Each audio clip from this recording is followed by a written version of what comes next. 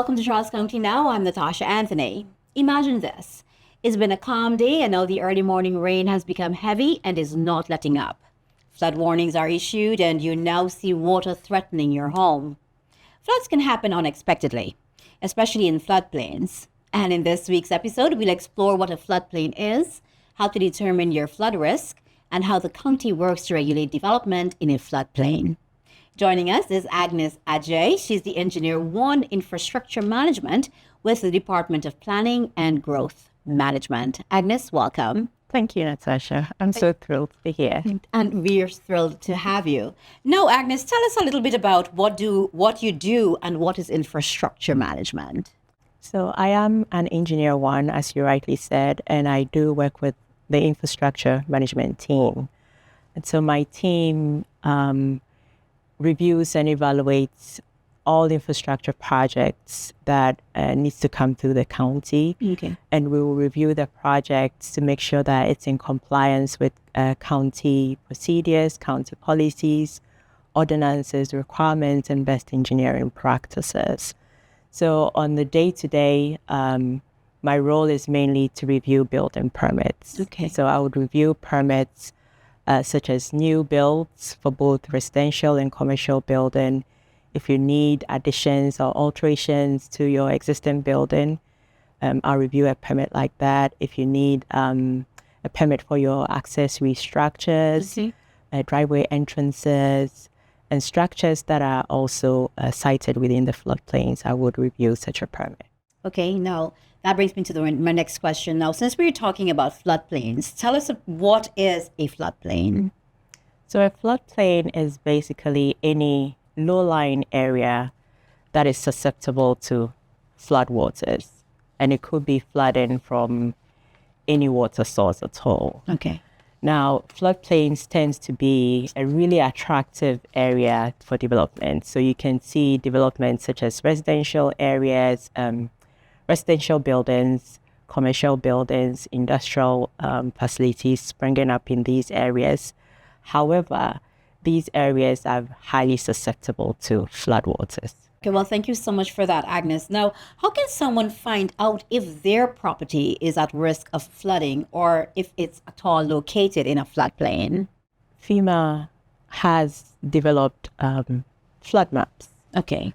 And this is also known as the flood insurance rating maps. And it is available on their flood map service center.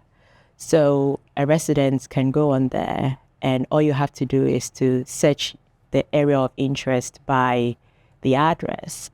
And once you found your area of interest, you can see the relation between your property and where these areas that have been identified as high-risk areas falls. So you can tell whether you are in a high-risk zone or you are in a low-risk zone or you are in a moderate area. Flooding can occur anywhere and at any time. So there is no such thing as I'm not at risk of flooding. It depends on where you are. If a resident wants to find out their flood risk, they can go onto our county's website. We've got a floodplain management website. You can go on there. There is a link that will take you straight onto the FEMA flood map area, and then you can check your risk. Okay. So thank you again for that. Now, Agnes, if you live in a floodplain, is flood insurance necessary? And how is it different from regular homeowners insurance? The one thing that residents must be aware of is that everyone is at risk of flooding. So if you live in a floodplain, that is the area that is being identified by FEMA to be a high-risk area, then you are required, particularly if you have a mortgage that is being backed by the government, then you're required to have flood insurance. If you live in a low-risk or a medium-risk area, then you just have to remember that flooding can happen anywhere and it can happen at any time. So just to be on the safe side, it may be advisable that you consider purchasing flood insurance. The other thing for residents to know is that most homeowner insurances do not cover flood damages. They do not provide insurance for flood damages. Okay. And so as a homeowner, if you want your property and your contents covered during a flood event, it is recommended that you purchase a flood insurance. And the other thing for residents also to note is that renters can also purchase flood insurance.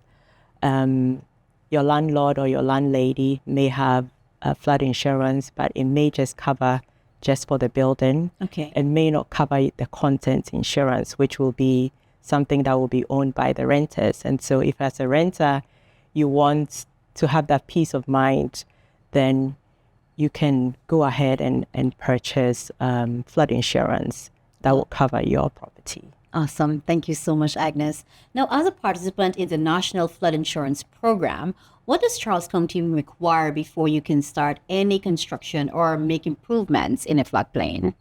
So if a resident wants to make any improvements or construct in a floodplain, you would need a permit from the county, and you need the county's approval.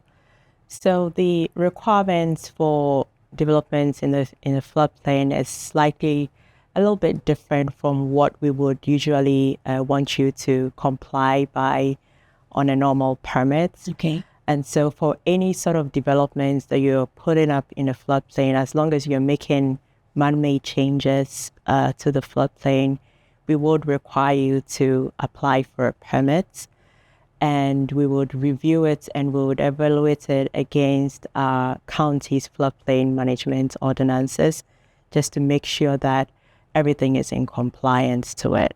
And so if you want to apply, or if you want to do any construction, undertake any construction within the floodplain, kindly reach out to our Division of Codes, Permits and Inspection. Okay. And they will be able to guide you through what permit types you would need, and also what documentations you would require to submit with your permit application. Okay, thank you so much for that, Agnes. Now, what exactly is an elevation certificate, and why is it important? And how can homeowners get their hands on one? That's an elevation certificate. An elevation certificate is another tool that the National Flood Insurance Program utilizes.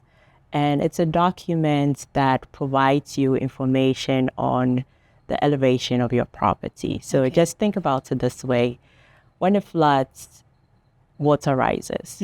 So the higher your livable space, the better it is you are from the flood waters. So the elevation certificate sort of documents your elevations, say your ground elevations on the property, your livable elevation, your first floor height, and generally the building characteristics as well.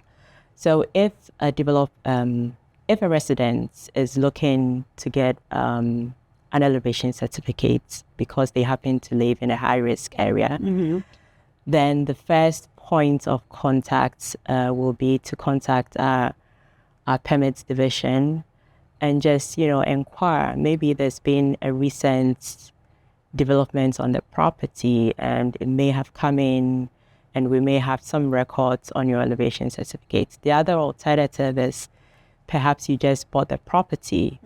You may want to inquire with the previous owner, and they could tell you whether they had one prepared previously or not. Got you. Or another source is for you to ask your developer. Okay. Because they may have been required to produce elevation certificates as part of the construction work. So they may have a copy at hand that they can provide to you. Alternatively, the homeowner can request a professional licensed engineer or a surveyor to produce one for you at a fee.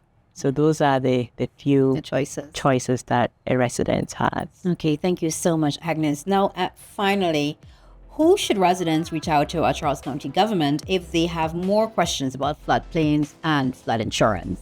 If you have any questions about floodplain, flood insurance, what type of permit do I need, and what documents do I need to submit with my applications, you can reach out to our planning department and they will be very happy to help you out. Okay. Well, thank you so much. Very informative and valuable information that you've shared with us here on Charles County Now today. We were talking with Agnes Adjei. She's the Engineer 1 Infrastructure Management with the Department of Planning and Growth Management. Again, thank you for being with us. And this is Charles County Now. I am Natasha Anthony.